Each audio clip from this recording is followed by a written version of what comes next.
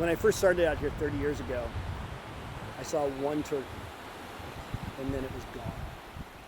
And then I didn't see turkey for about almost 20 years. And just in the last 10 years, we've started seeing the turkeys make a comeback out here in the park.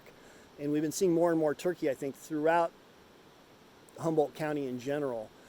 So they've been making this nice comeback.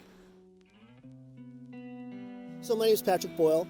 I work here at Humboldt County. I work with Humboldt County Parks Department. I've been here at Van Dusen County Park for the last 30 years. I got a degree in wildlife management from HSU. Graduated in 1992. Although I like to say that now I manage more of the two-legged variety rather than the four-legged variety of animals at this point. Out here in the park, our biggest predators are that we see on a usual basis. We see some bear every year. Normally, we see the California black bear here, although the California black bear can come in a number of different colors. They can be blonde, they can be cinnamon, they can be brown, they can be black. We don't have any other type of bear here in California, unless you look at the state flag, it's the grizzly bear. The grizzly bears all went extinct. It was right at the same time as the wolf went, I remember that. But the bears typically come out. We do not have the Yosemite bears here in the campground, at least. They seem to leave the campground alone out here. When I do see bears, it's in the spring and the fall, and they're usually after the salmon that have run up the river here and looking for the salmon carcasses or the fish carcasses on the side of the river. So my name is Heather Blevins. I was born in Humboldt County. I lived in Fortuna for a few years and then moved to Eureka to be closer to my job at HSU. The wildlife, with raccoons and deer at that point. And then in 2017, I bought this house, and then I've been here ever since and seen lots of wildlife. We're a hunter family, so we had a game cam in our backyard just to see the wildlife that comes through. And we caught many deer that came through the yard, Very rarely did we see skunks. So in this neighborhood where I currently live, I've had interaction with all kinds of animals. I raise chickens, just for egg purposes, but I've had a couple of chickens die. I fought off a raccoon. It already killed my chicken, but I didn't want it to have my chicken. It already ripped its head off, and I had to fight it off with a broom. I started out with 12 chickens. Now I have 6. Well, I guess it's life, I have access underneath my house, so cats would go up under there. I've encountered foxes eating my cat food. When it's garbage day, and people put their garbage out the night before,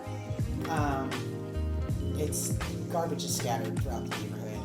There's a huge gully down beyond that point, and that's where I think the bears might be staying. Grizzly bears and wolves were both predominant throughout the entire region of California. The Indians were very, very afraid of the bear. They revered the bear in some ways, but the bear typically preyed on the Indians. When the white man showed up, coming up into California, they brought guns, which was finally something that was actually could take out the bear.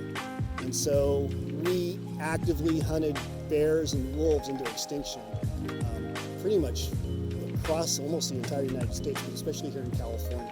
So like I said, our top predators are pretty much our mountain lion and our California black bear. There's a great naturalist named Seton who wrote a book called Lobo the Wolf. He was a big trapper, also a naturalist, wrote all sorts of natural history on animals and things. Had a hard time trapping this wolf named Lobo. And when he finally caught Lobo, he was very sad because he realized how smart the wolf was and what a productive part of the ecosystem they were. And actually after that he quit trapping and started working towards preservation of animals in the entire ecosystem. I don't know if we'll ever reintroduce grizzly bears into the state. Grizzly bears just have a bad reputation. I don't think we have enough open, expansive areas for grizzly bears and people not to interact in a negative way. However, a few years ago, California did put the wolves back on our endangered species list, even though we do not have any wolves in California. There's a wolf called OR7, which came down from Oregon and actually made his way into Northern California here. He established a small pack. And so there's been a small pack of wolves now kind of crossing the Oregon border and into the California border. We know how beneficial that introduction of that predator was back in Yellowstone, and how it put the balance back into the entire ecosystem there with the elk, with the benefits to the river and bringing the willows back in, because now they were chasing the elk out of the riverbeds and the creek beds and everything. It benefited the beavers, it benefited the otters. Having a type A predator in your ecosystem is very, very important for the balance of everything. I believe it was John Muir who said there's this web of life, and everything is connected to everything. You pull one string out of the web, and the whole web starts to disappear and dissipate. We're seeing some changes in our animal populations across the world, not only here in Humboldt County, but across the world, where things are changing. And they're not always changing for the good. Our salmon population has really been going down over the last bunch of years for a variety of reasons, from climate change to overfishing to destroying the creek beds with logging and other issues that have impacted what the salmon are able to do. With all that, that is now connected also to bears. It's also connected, the salmon are also been shown to be intrinsically beneficial to redwood trees.